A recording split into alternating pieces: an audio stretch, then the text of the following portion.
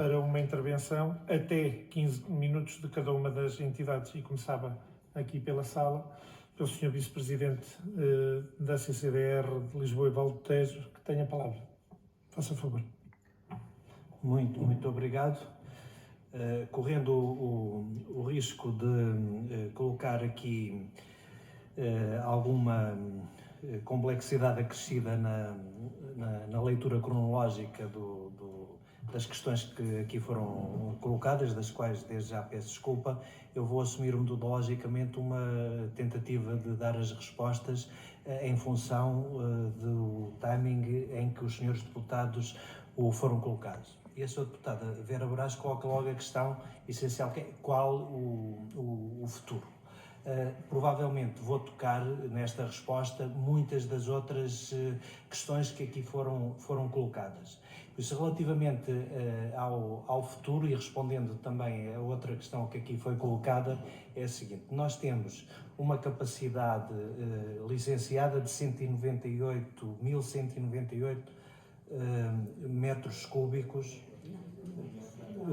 198.000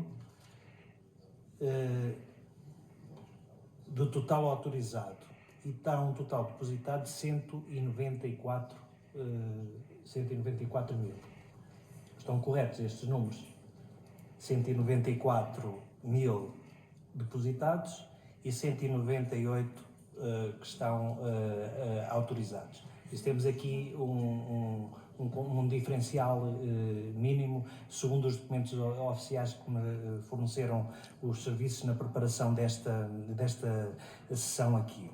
Isto significa que, perante a análise destes números, nós fomos proativos e, por isso, preocupa-nos, obviamente, por todo o histórico que aqui foi referido. Temos um acompanhamento bastante próximo desta situação e, perante a iminência de se estar a esgotar a capacidade, nós fomos proativos e dirigimos um ofício chamando a atenção para a empresa Triasa de que, estando próximo o limite, a avançar para um processo de selagem, o teria de fazer com 180 dias de prazo para nós nos pronunciarmos relativamente à metodologia desse encerramento. Esse é um ponto. Em resposta a essa nossa notificação, a empresa disse que não tinha qualquer pretensão de iniciar o processo de selagem. E até aqui é uma questão de decisão da própria empresa. Num tempo posterior, e de acordo com o que é possibilitado também em termos legais, a empresa pede-nos a suspensão da atividade. E essa suspensão não pode ser por um período inferior a um ano e tem um teto máximo de 3 anos em que pode ser concedido. Isto significa que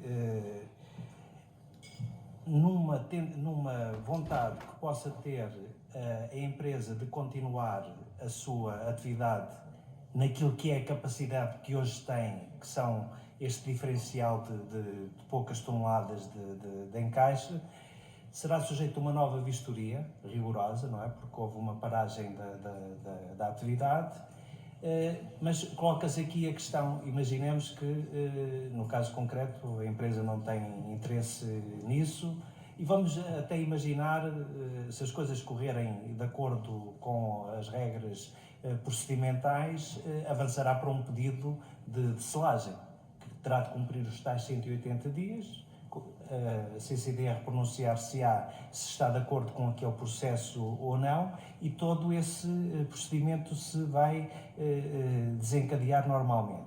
Mas vamos pôr por hipótese que a empresa entraria num processo de não vontade de avançar para isso. Aqui nós também temos autoridade para intervir e por isso eu preparei isso, porque achei que era uma resposta para o futuro.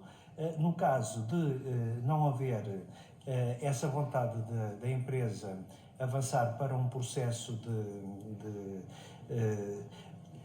de reposição da atividade e da consequente selagem, ou seja, em termos práticos, não reverter a suspensão, por isso passavam os 3 anos, terminava o prazo da suspensão, nós aí temos, de acordo com a legislação, capacidade de atuar, ou seja, não vamos ficar aqui com um passivo ambiental irresponsavelmente não dirigido a nenhum destinatário. Será obviamente um processo complexo, ele está devidamente enquadrado na lei e tem um processo de acompanhamento que o tempo não me dá aqui para estar com esses pormenores todos, mas que leva a um acompanhamento de um período de 30 anos. 30 anos, por isso, em que vai haver esse acompanhamento. E com isto respondo a parte da questão que foi colocada aqui do futuro, não é? Agora, do ponto de vista de uma outra questão que é importante aqui falar e que o engenheiro Nuno Lacasta referiu, existe neste momento uma licença ambiental e uma licença de exploração que prevê também as células 2 e 3. Como ele referiu, há uma condicionante, quer dizer, só existe atividade de gestão ambiental, e neste caso de gestão de resíduos, se obviamente houver, no âmbito do regime jurídico de urbanização e edificação, a autorização por parte do município. Poderemos estar aqui perante uma situação que detém uma capacidade ambiental para atuar porque cumpriram e demonstraram esses critérios que lhe foram exigidos e que já aqui referi, mas por não ter uma licença de urbanização e edificação não podem avançar para as células seguintes. Isso significaria, obviamente, que uma responsabilidade naquilo que é a selagem e o controle da célula existente nos termos em que eu aqui referi.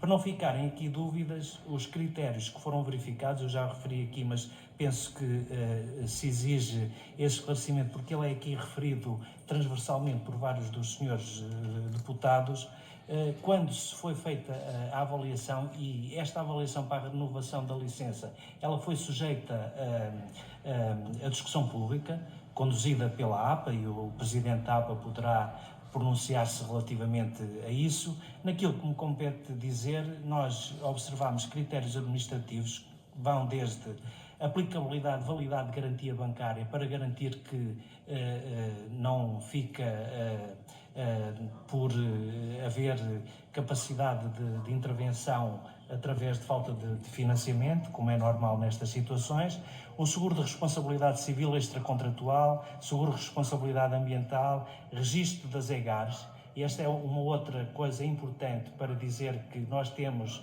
o controle de que não existe movimentação de resíduos, porque desde que foi comunicada a suspensão deixou de existir a emissão e por isso não temos conhecimento de nenhum movimento de resíduos que são garantidos por aí. Também os outros sistemas de controle de resíduos, o manual de exploração do aterro, as medidas de autoproteção válidas, serviços de saúde e segurança no trabalho, licenças de abastecimento e descarga de águas residuais válidas, validade de sistemas médicos de meios de pesagem, métricos de pesagem e critérios técnicos como tipologia dos resíduos recebidos, que neste caso exclui o amianto que aqui foi referido, já não faz parte dos resíduos cuja tipologia pode ser recebida, a quantidade de resíduos recebidos, a integridade das estruturas de impermeabilização do aterro, a geomembrana, a área e células de explorar. Este caso é importante porque foi feito uma vistoria após o incêndio que confirmou que não havia danificação das infraestruturas e por isso são garantidas as condições de funcionamento.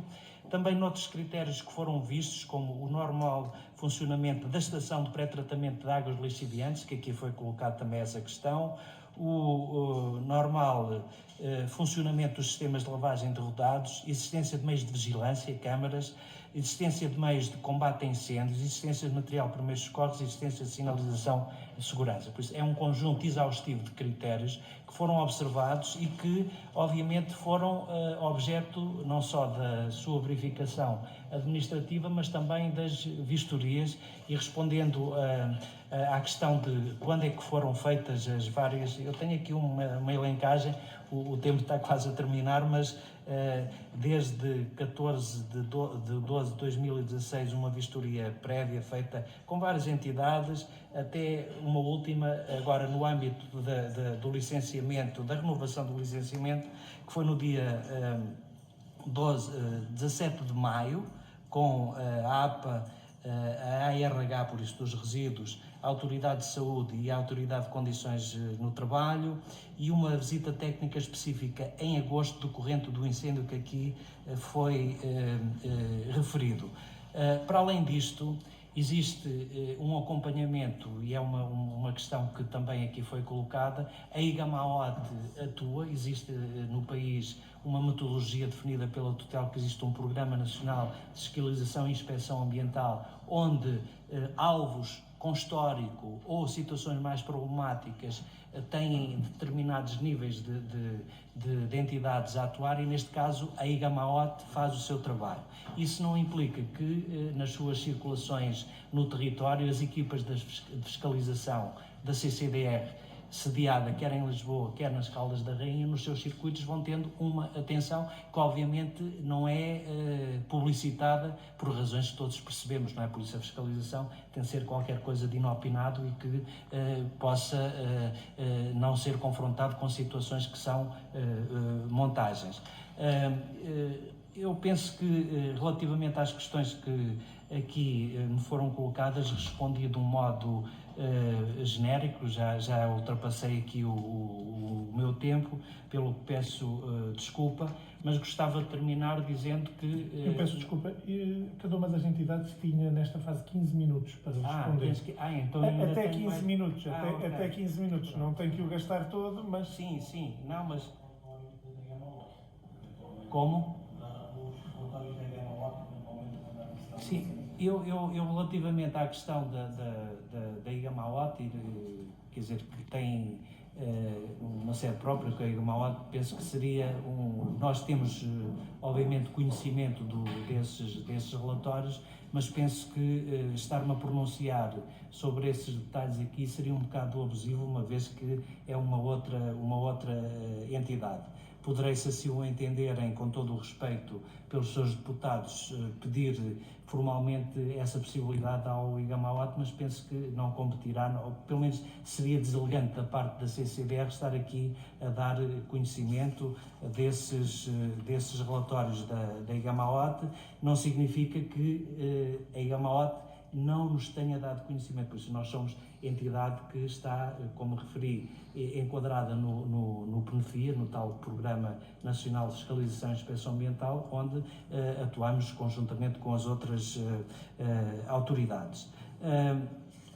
Mais coisas aqui a referir que considero importantes. A questão do amianto, está provado que ela está devidamente confinada, e que seria muito mais penalizador para o ambiente e para a saúde pública fazer a sua manipulação neste momento do que deixar confinado como está neste momento, sabendo-se a garantia da sua localização e podendo prevenir-se qualquer tipo de acidente. Outras questões que aqui foram referidas, eu penso que relativamente às questões colocadas pela senhora deputada respondi assim na generalidade. A questão do que tinha sido aqui colocado do ambiente, a deposição ilegal, por isso já falei também ao senhor deputado relativamente à questão do IGAMAOT. Eu poderei fazer essa diligência, não sei se o IGAMAOT será também uma entidade a ser aqui chamada, mas neste caso da fiscalização dos aterros é a autoridade quem está acometido por essa metodologia que referi. Relativamente há aqui uma questão também interessante, que é a questão da recuperação paisagística, a questão da salvaguarda ambiental. Diria que neste processo que decorre da selagem, todas essas questões vão ser observadas. E aquela questão que aqui foi focada várias vezes da contaminação dos recursos hídricos. O Sr. Presidente da APA já aqui teve a oportunidade de o referir.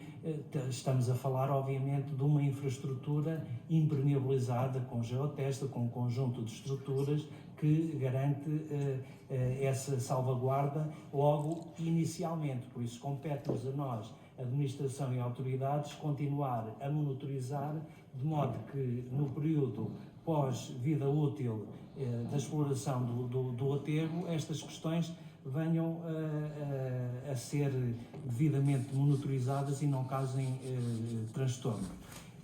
E pronto, penso que de uma forma genérica tentei, pelo menos esforcei-me, dar aqui uma visão geral dos diversos aspectos que aqui foram focados. Peço imensa desculpa porque as perguntas foram tantas que provavelmente alguma poderá ter ficado com uma menor explicitação, mas isso não significa qualquer atitude nossa de estar a encobrir. Por isso, quer aqui presencialmente, quer documentalmente, estamos disponíveis enquanto CCDR para dar todos os esclarecimentos, que é para isso que nós funcionamos enquanto autoridade.